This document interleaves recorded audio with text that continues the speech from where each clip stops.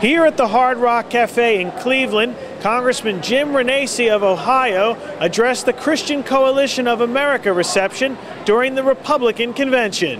We caught up with the congressman at the event. So first I wanted to start by asking you what you think Donald Trump has to do to win Ohio, the battleground state of Ohio. Well, first off, Donald Trump has to come in and look, 70% of America does not like the direction this country's going in.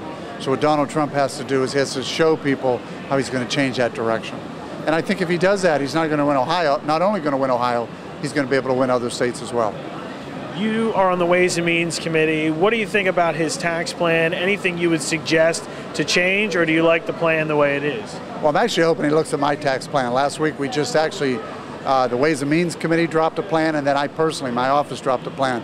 My plan would actually make the United States the #1 country in the world to do business in. And I'm hoping that if Trump's successful, which I hope he is, that he starts to look at other plans that will work and make this country, the most successful country to do business in. We got to reduce taxes for the hardworking middle class. At the same time, I'm a big believer that we got to eliminate and replace the corporate income tax with another type. I'm actually doing a business activity tax. I think it's important that we do that. So corporate income tax gets passed on to the American consumer. What we really need to do is make sure that the corporate income tax is a consumption tax that really helps grow the economy, and I think that's important. Now, in this election, just like recent elections, you're going to have Democrats say Republicans want to help the wealthy. That's all they care about. You hear the Democrats say that. How can Trump, who's wealthy himself, counter that narrative? Any advice that you have for him and the Republican Party in general to keep majority in the House and the Senate? I think the answer is he's got to be able to work with both sides. The most effective president is somebody who's going to be able to step up, understand the issues, and then work with both sides to get the agreement of both sides. You cannot change tax policy just with Republicans, and you can't change tax policy just with Democrats. You got to change tax policy as Americans. And as Americans, we need to be able to move forward, Republicans and Democrats, trying to change that policy. Now, on the stage here tonight, you talked about the budget process in Congress. You were critical of the process. What have you done so far with your bill to change it?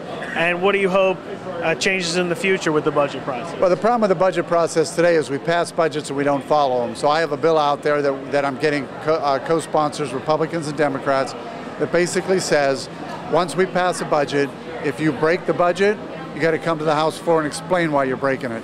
We haven't done that. So since 1974, we've broken every budget that we've had. And the reason why nobody hears about it or knows about it is because we don't have anything in the rules that says if you break the budget, you got to explain why you're breaking it. That's what my bill would do. I think it's good for other members of Congress to hear that. Why are we breaking the budget? But it's also important for the American people to hear it as well. And the last question for you, are you happy with Mike Pence as the vice president for Trump? Mike Pence is a great man. Mike Pence is somebody that came into Ohio when I first ran.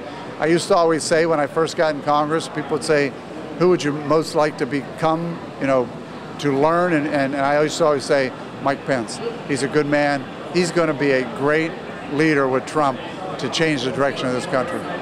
Are you concerned that his vote for the Iraq War could conflict with Trump's message on foreign policy, in particular being an opponent of the Iraq War? No, I think people have to be able to look.